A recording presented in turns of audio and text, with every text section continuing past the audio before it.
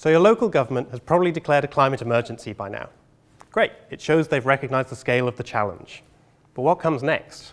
Well, they're going to need a plan to reduce carbon dioxide emissions in their area.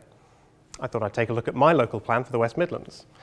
It says that we need to replace 300,000 gas boilers with greener electric heat pumps by 2026. That sounds very impressive, but because heat pumps require electricity, we need to look at National Grid's targets, and they say that we can only take 100,000 heat pumps by 2026. So why are these targets so different?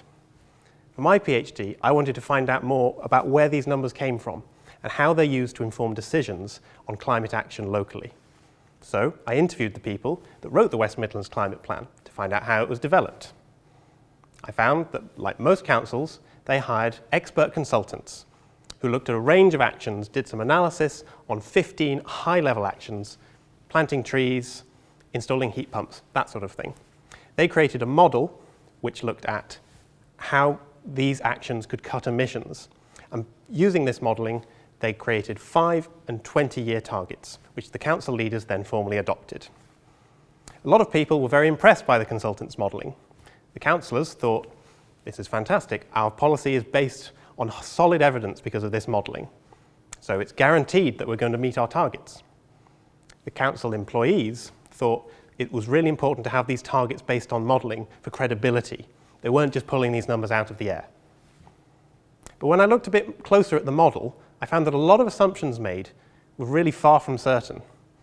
So for instance, in the West Midlands plan on heat pumps, they assumed a yearly static rate of installation of heat pumps. Every year for 20 years, it would be the same amount. In contrast, National Grid had a much slower start, and then in the 2030s, it really ramped up. So why did the council choose one over the other? Well, the thing is they didn't. My research has found that there was very little awareness within local governments about the assumptions being made in these policies.